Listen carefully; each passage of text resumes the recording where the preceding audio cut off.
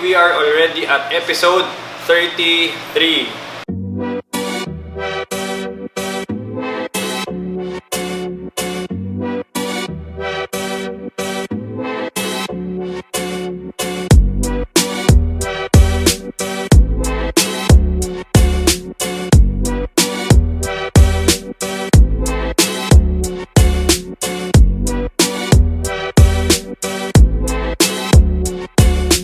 Hola! Buenas tardes Madrid!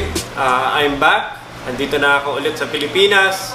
At actually dumating pa ako noong mga nakaraang araw. Pero ngayon lang kami nakapag-shoot ulit ng video ni Kiko.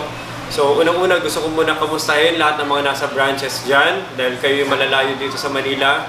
Sa Cebu, kamusta kayo? Sa Davao at sa Pangasinan. And of course all the branches. Sorry sa mga iba pa nating branches. Sa Pampanga, sa Cavite, sa Bulacan, at kung iba pang branches na hindi ko nababanggit, kamusta kayo ngayon dyan? Well, I was away, siguro nasubaybayan nyo naman kahit papano yung mga videos na create ko sa YouTube. Actually, nakakapagod siya kasi habang bumabiyahe kami, kailangan ko rin gumawa pa ng mga edit ko habang bumabiyahe kami. So, yun, masaya yung bakasyon. First time ko na yung bakasyon ko ganun talaga kabugbugan. As in, parang kami nakatira talaga sa maleta. Kasi yung gamit mo, hindi mo mailabas sa maleta kasi the next day, aalis ka na naman. So, nakakapagod siya, pero at the same time, it was also very inspiring. And ako, siguro may maibibigay ko sa inyo advice in the future, if you have leaves, long leaves, try to save money for travel kasi iba pa rin na nakaka-nourish ng soul. Later, ipapakita sa inyo na we have a lot of awarding footages and videos na mukhang sobrang nag-enjoy kayo dyan sa mga branches. Wala pa kami nangyaring awarding dito sa Manila, pero nauna na kayo dyan sa branches at nauna na ang inyong pag-enjoy. So, I'm happy for you at congratulations sa mga nakakuha ng mga awards. Saludo ako sa inyo.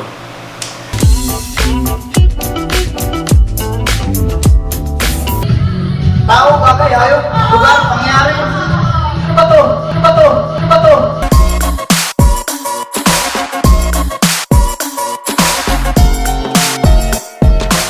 Sa isang sulyap mo ay nabihan ako para bang ibanda.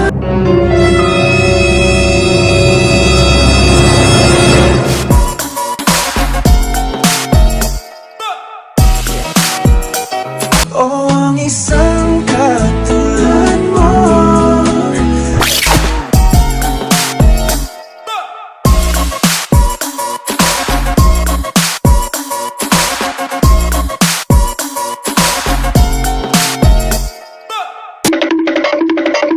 Pero padala,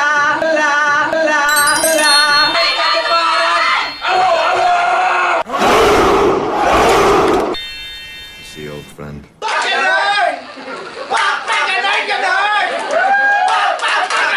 Hindi mo magagaling si Miss ka. Hindi nagagaling.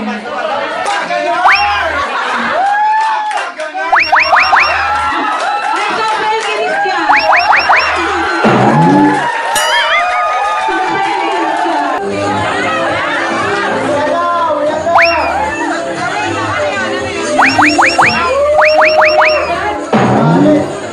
God gave me you to show me what's real, and there's more to life than just how I feel, and all that I'm worth is right before my For our life tip of the day ay...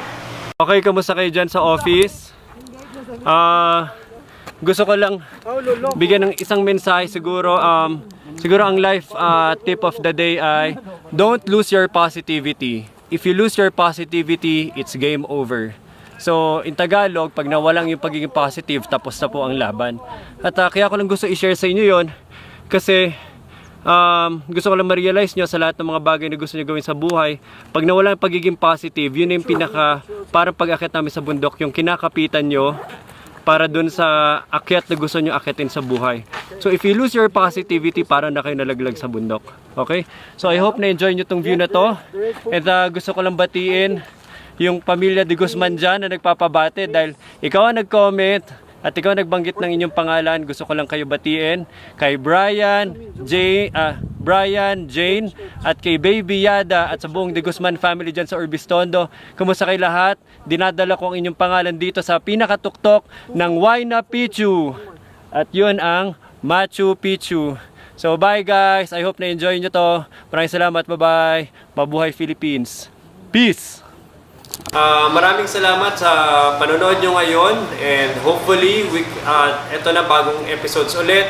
We're trying to revise and renew our approach and strategy sa mga videos para mas ma-enjoy nyo. Okay, so maraming salamat and hopefully na-enjoy nyo yung episode today. So maraming salamat, bye-bye! Peace!